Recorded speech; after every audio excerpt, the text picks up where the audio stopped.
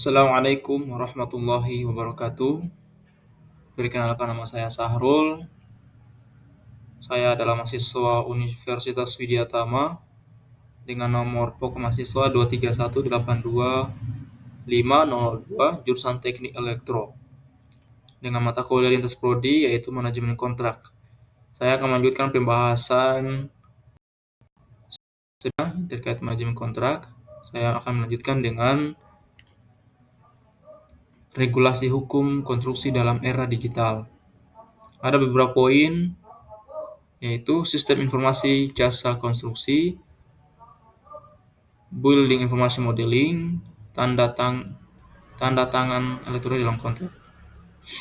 Pertama, sistem informasi jasa konstruksi, di mana digunakan untuk pendaftaran sertifikasi tenaga kerja dan badan usaha konstruksi.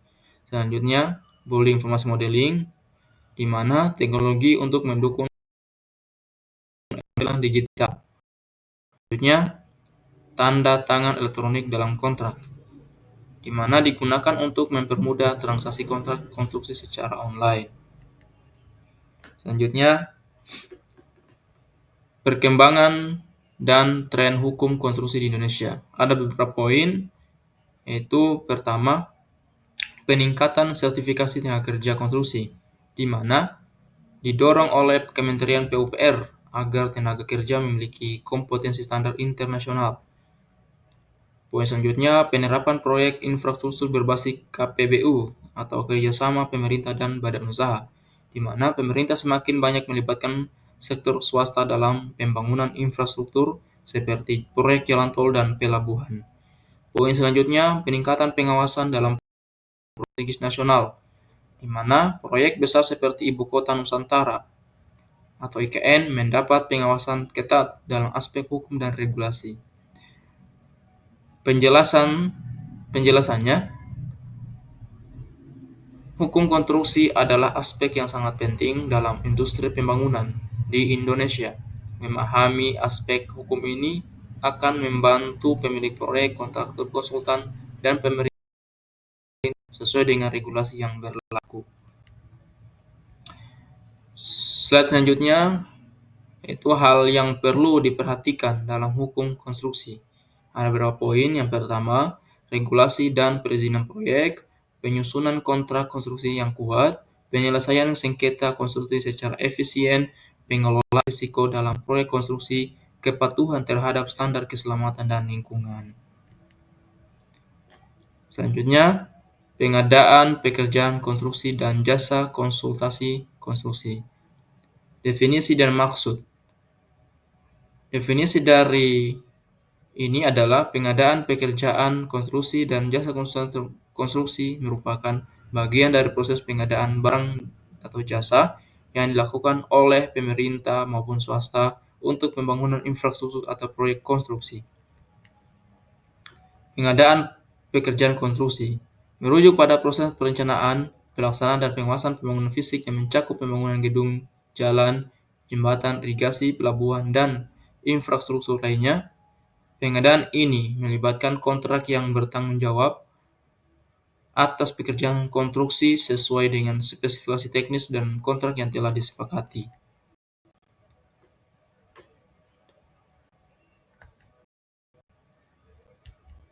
Sekarang, pengadaan konstruksi, di mana mengacu pada layanan profesional yang disediakan oleh konsultan untuk mendukung pekerjaan konstruksi, termasuk perencanaan teknis, studi kelayakan, manajemen proyek, desain arsitektur, dan pengawasan pelaksanaan konstruksi. Konsultan bertugas memberikan rekomendasi dan memastikan proyek berjalan sesuai standar dan peraturan yang berlaku. Contoh pekerjaan konstruksi. Pemerintah daerah membuka tender untuk pembangunan jalan tol baru sepanjang 50 km. Kontraktor yang memenangkan tender bertanggung jawab untuk membangun jalan tol sesuai dengan spesifikasi yang ditetapkan dalam kontrak kerja. Contoh selanjutnya, ini tadi contoh pengadaan pekerjaan konstruksi, sekarang contoh untuk pengadaan jasa konsultasi konstruksi, di mana Sebelum pembangunan gedung perkantoran pemerintah, sebuah perusahaan jasa konsultasi ditunjuk untuk melakukan studi kelayakan, merancang desain bangunan, dan mengawasi pelaksanaan konstruksi agar sesuai dengan standar keselamatan dan lingkungan. Landasan teori dan regulasi. Undang-Undang Nomor 2 Tahun 2017 tentang Jasa Konstruksi mengatur penyelenggaraan pekerjaan konstruksi di Indonesia, termasuk hak dan kewajiban penyedia dan pengguna jasa konstruksi. Peraturan Presiden Nomor 16 Tahun 2018 tentang pengadaan barang atau jasa pemerintah menyediakan pedoman umum dalam proses mengadakan pekerjaan konstruksi dan jasa konsultasi konstruksi yang dilakukan oleh instansi pemerintah. Peraturan Menteri PUPR Nomor 14 Tahun 2020 tentang pengadaan jasa, di mana mengatur dan tata cara pengadaan jasa konstruksi di lingkungan Kementerian Pekerjaan Umum dan Perumahan Rakyat.